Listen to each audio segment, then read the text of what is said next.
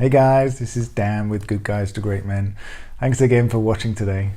I wanted to talk a little bit about something that comes up all the time. How do I deal with those emotional storms or the turmoil or the strain, the struggle in the relationship when things are difficult, when I come home from work and there's just shouting and arguing and it all seems to be coming my way and it sounds like it's my fault. How do I deal with that without either shutting down and completely disconnecting, or without blowing up, or without snarkily digging back at the other person? How can I deal with that? You've got to know who you are. You've got to know what you stand for. You've got to know how you want to communicate.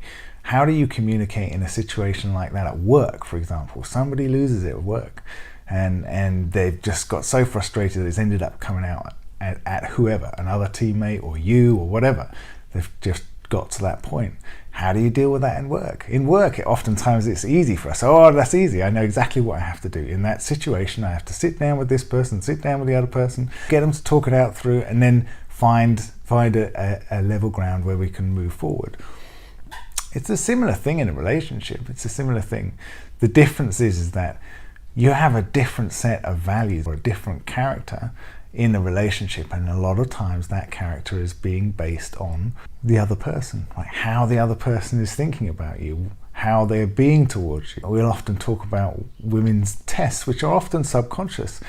When she's pushing to feel that consistent energy from you, that calmness, that understanding, or that willingness and desire to understand what she's going through in that moment, rather than getting caught up in the why is she always like this, why do we always end up having arguments like this, why can't I just come home from work and everything be calm, I'm tired, it's been a long day. How do you show up for yourself in a way that makes you feel good about you? So calmness, I'll often talk about calmness being so important, because if you're not calm, you cannot show up in a way that makes you feel good and proud about who you are and how you're showing up as a partner, as a father, as a leader at home or at work.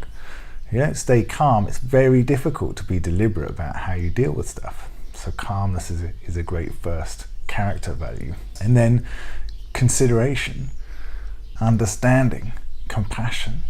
All those things allow you to be curious about what's really going on underneath the emotion that you're seeing or you're feeling in that moment. Being able to just lighten the mood a little bit.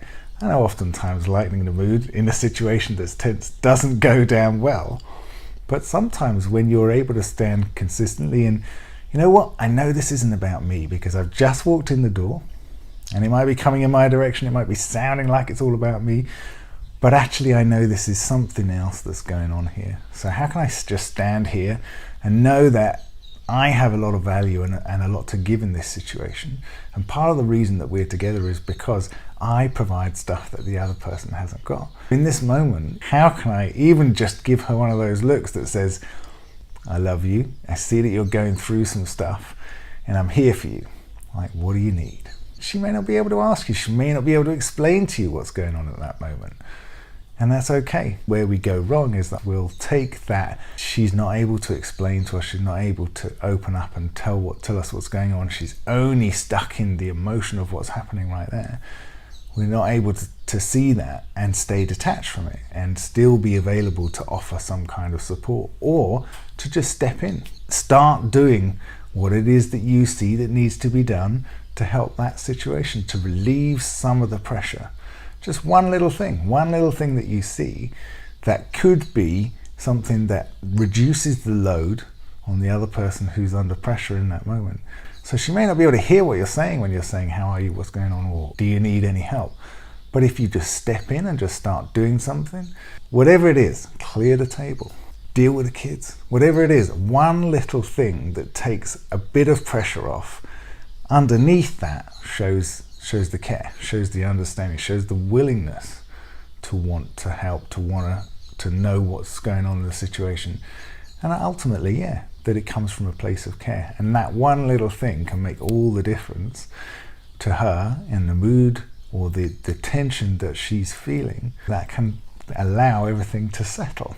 Who do you know yourself to be? How can you show up in that situation in a way that makes you feel good?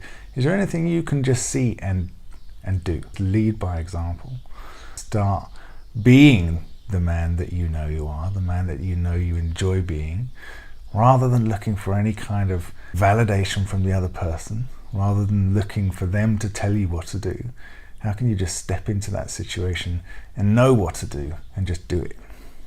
Not with no expectation for it to be received, with no expectation to get any thanks for it, but just because it's part of who you are. This is your home, this is your family, this is your environment. What do you take responsibility for in that moment to move things forward, to lead things somewhere different, to change the energy? Get in touch with us. We offer a free hour-long, sometimes goes longer, hour and a half long call where we'll just sit with you, hear what you have to say, ask you questions, really get to find out where you are and what's going on in your life and your relationship, and see if we can't help you get a different direction, set a different intention. Thanks guys, good to see you, take care, bye.